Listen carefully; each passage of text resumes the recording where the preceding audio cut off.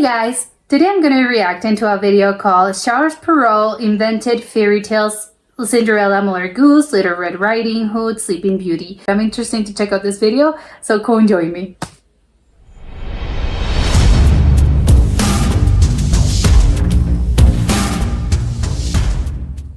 This edition of Timeline presents Charles Perrault, Mother Goose Nursery Rhymes and Brothers Grimm Fairy Tales. The birth of French author Charles Perrault, pronounced in French as Charles Perrault, is situated on the timeline in the 17th century in 1628. I thought he was older. To put this in perspective, Jacques Cartier began exploring North America in 1534, and the French Revolution started in 1789. Okay, so it was already old when the French Revolution started. Before Charles Perrault became famous for his well-known fairy tales, he was a writer of serious literature and a member of the prestigious French Academy, the pantheon of the French language. Well, but the fairy tales Perrault are still was born in Paris literature. to a wealthy bourgeois family, the youngest of 7 children. He attended good schools and studied law before embarking on a career in government service, How did he end up following writing? in the footsteps of his father and brothers. In the 1650s, Perrault took part in the creation of the Academy of Sciences, as well as the restoration of the Academy of Painting. Okay. When the Academy of Inscriptions and Belles-Lettres was founded in 1663, Perrault was appointed its secretary and served under Jean-Baptiste Colbert, pretty famous guy. finance minister to King Louis XIV. In the same year, he became a Controller General of the Department of Public Works. Oh, so he had like a long career in the government. As described in his memoirs, he was able to save the Tuileries Gardens for the benefit of the people of Paris, instead of exclusivity for the royal family. Oh my god, that's incredible. Using his influence as Colbert's administrative aide, he was able to get his brother Claude employed as designer of the new section of the Louvre a little Palace. nepotism. In 1669, Charles advised the king to include fountains representing ancient fables in the labyrinth of the Gardens of Versailles. Oh. He also produced the guidebook for the Labyrinth of Versailles, printed at the Paris Royal Press in 1677. As artistic and literary advisor to King Louis, Perrault became an influential figure in the 17th century French literary scene and wrote several works about the arts. His opera treatise was one of the first documents of the literary debate that was later to become known as the Quarrel of the Ancients and the Moderns, yeah, he was like an which analyzing pitted supporters of the literature of antiquity, the ancients, against supporters of the literature from the age of Louis XIV, Okay, the there were moderns. clashing currents. Perrault was on the side of the moderns and wrote the poem The Century of Louis the Great in 1687. He argued that because of the king's enlightened rule, the present age was superior in every respect to ancient Of course times, you're gonna think that. including its modern French literature. The king gave him a job, of course When you're gonna think Jean-Baptiste that. Colbert died in 1683, Perrault lost all of his appointments and was forced into early retirement at the age of 56. Oh my god, he was so young. After this, Perrault decided to continue writing and dedicate himself to the education of his children. He had married 19-year-old Marie Guichon in 1672.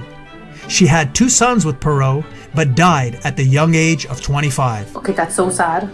After writing epic poetry that showed his genuine devotion to Christianity, Perrault, at age 69, published Fairy Tales and Stories of the Past with Morals, subtitled Mother Goose Tales, a collection of literary fairy tales based on French popular tradition. It was popular tradition. The book was celebrated because it was written during an era when fairy tales were fashionable amongst aristocrats, in sophisticated court circles, and in Parisian literary salons. Okay, so it was his Its publication made Perrault suddenly famous and credited as the main founder of the modern fairy tale genre. Although his work reflects awareness of earlier fairy tales, many of the popular stories that we hear today are told as he wrote them. In the stories, he used images from around him and influences from his experiences and travels. Some were original literary fairy tales modified from commonly known traditional stories, while others were based on pre-existing folk tales written by earlier medieval writers. But he's still the one. He also contrasted his folktale subject matter with details, asides, and subtext drawn from his contemporary world of fashion, morals, and culture. Following up on the spirit of these tales in 1699, he translated into French verse a Latin collection of ancient Greek stories known as the 100 Fables. Ancient Greek. Several of Perrault's tales, such as Cinderella, Little Thumb, Bluebeard, and Little Red Riding Hood continue to be printed and are still well liked throughout the world. Yeah, it's incredible. Many, such as Puss in Boots and The Sleeping Beauty, have been reinterpreted, modernized, and sometimes adapted to different art forms such as ballet, opera, theater, television, and film. Everything under the sun. Many of Perrault's stories influenced the German versions published 200 years later by the Brothers Grimm in their 1812 folktale collection, Grimm's Fairy Tales. And were those adaptations? The birth of Charles Perrault is situated on the timeline in 1628.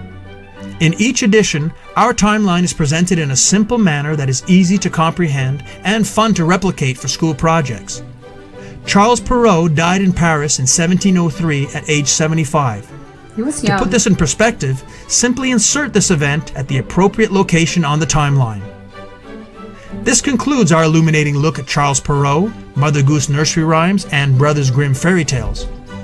We hope you have enjoyed this presentation and look forward to meeting you again soon along the timeline.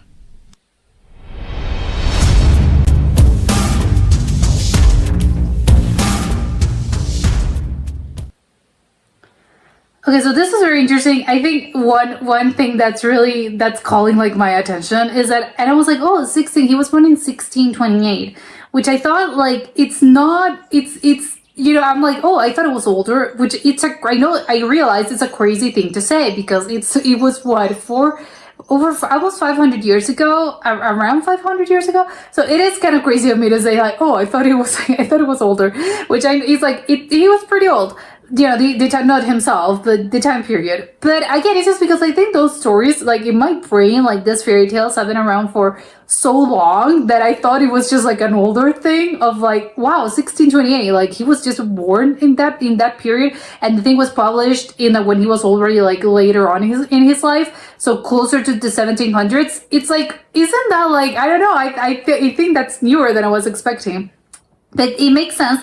I had no idea because when he had a very like an illustrious life. He was apparently like pretty like, well, no, I don't know if the government, yeah, because he was the king. So I don't know if it's like, can you call them the government? I don't know. Back in that time period, the kings were actually the ones ruling. So yes, maybe it's equivalent to the government these days. So I didn't know that he had like this whole, that he was like friends with the king, and he was like the main literary advisor and I think artistic advisor. He worked like in the Louvre, which I'm also shocked. I'm actually shocked the Louvre is that old. I'm like, I would think like the Louvre was new. It was a newer institution or maybe a newer thing, like in the 1800s. But no, apparently the Louvre is that old. Which okay, also learned something new.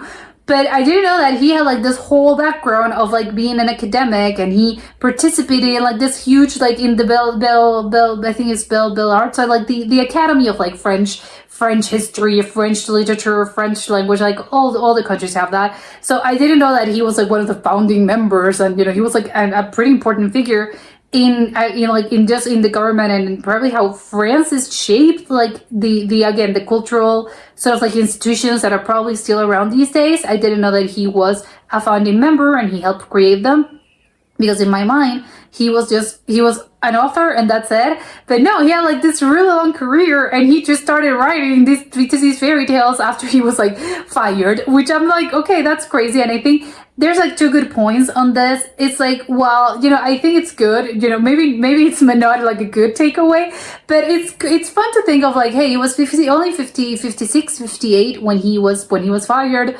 And he's like an early retirement because he was like in his 50s. That's incredibly young. You can still work, or you can still, do a lot of things at 50.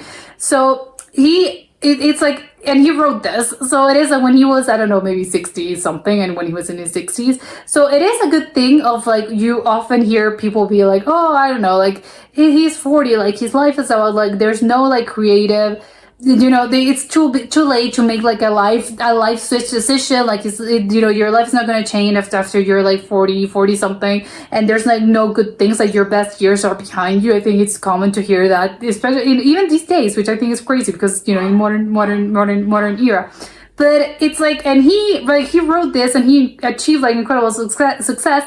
when he was like in his 60s, which I think is like, wow, you know what, that's also good to know. And even again, like I mentioned, like in these days, like a lot of people have that mentality of like, oh, you know, you're 40, like you're done. It's like, no, look, like even back in those days, like people were not like, I don't know, I have to die, I'm 45. Like, no, it is. So it's a good thing. And it's like, well, you know what, like life is not over after you're like 50. It's like, no, you can still achieve great things even in your 60s, even in your 70s. I think it's good. And again, maybe it's not the main takeaway of this like story, but it's something that, you know what, how nice it is that he was a bit late in his life, and he achieved, like, not that he was not successful before, but he achieved like this incredible success, and he wrote this incredible books when he was already in his 60s, which I found incredibly, that's good. But also, again, it's insane to me that these are books that, again, they were written in published in the 1700s. And it's like, it's still these days, they have been adapted, like in every, like there's movies, there's shows, well, I don't know if there's shows, but again, for different mediums, there's operas, there's music, there's more books that have come to us. Like there's every ballets, like there's every medium under the sun, every artistic medium under the sun has been adapted. You know, these stories have been adapted into that, which I think is crazy, and it's how wonderful it is. I don't think he knew when he was writing this, in the 1700s, late 1600s, that 300 years, 400 years, 500 years later, 600 years later, people, like, his work was still going to be known, and people were still going to be like using his you know, what he did, which I think it's wonderful. And I do have to say that I did it, like I mentioned at the beginning, like I don't know if you like wrote it like it was an original piece of literature or an original piece of work. But they apparently, like, he sort of like he was a mix between, you know, there weren't original works in the sense of like he actually like invented these characters. He just sort of like did a whole, like, they were based on folklore, on French folklore, and probably, I don't know if it's specifically French. Maybe some of them were also just like stories known at the time, something, fables known at the time. And he probably, like, he sit down and said, you know, I'm gonna write this. But probably, obviously, there are, even though they weren't like his original works, and probably the stories like themselves obviously were, maybe he adapted them. That's the word, like he adapted them. It's still, he's the one that wrote them. Like, those are his words. He just like, because it's not the same thing as like oral history, or maybe like earlier written works. And you sort of, you adapt them, maybe you give them your own twist. And I think even though the story is the same, as in like the story beats are the same, you know, the words that are the important part, those are the ones that are coming from your brain, which you know, that's quite special as well. But I would love to know like the actual origin story of like a lot of these famous fairy tales, because again, I think that the I don't know what the history of fairy tales is actually, but apparently they were pretty famous in France around this time period. And I do know, like, because again, these days our fairy tales are more of like, oh, they're for children, but apparently back in those days it was just like, no, it was just what was popular, which I'm surprised about, but how nice. But again, I don't know if they were like a little bit darker than what we conceive, like, because again, maybe what we had, maybe what most people have read, or maybe adaptations, so I don't know what they were like in the original form, so I don't know if they were a little bit darker. And if they weren't, again, how nice that even back in those days, I think people have been like fascinated by fairy tales. And again, I don't really know this story. Apparently it wasn't like fairy tales he didn't invent fairy tales. It was a thing that had been going on, had been around for, I don't know, maybe hundreds of years. But I would love to know the story of fairy tales, like the actual genre, like how was and how these stories came to be, like, because I'm guessing, even though they're all fantastical and that's why they're called fairy tales, even something like, again, like Cinderella, Mother Goose, like Little Thumb, like those are probably stories that have some basis in reality. And it wasn't just someone obviously was original enough to be like, oh, I'm thinking of an original idea. But I think probably a lot of these have some sort of like basis on reality, on some historical fact that happened, or maybe something that didn't happen, but it was just, you know, like in those days, obviously everything was oral, like there wasn't any written anything. It wasn't like you're going to get online and you're going to find out what happened in, I don't know, in an area 300 kilometers away from you. But maybe when the news are up to your town, when it's a little bit of like the game of telephone game of like the truth is quite distorted by the time it gets to you, because it's been around for like, oh, you tell this person tells the other, and by the time it gets to you, it's like 25 people removed from the actual like what you said. So maybe it was a little bit like that. By the time it came to your town, you're like, oh, you're not gonna believe what happened. Like there was like this woman, this princess that fell asleep, and it's like, no, it probably didn't happen like that, but it is maybe it had some basis on reality of maybe like, I don't know, a princess died in some foreign land, and I don't know, a prince came,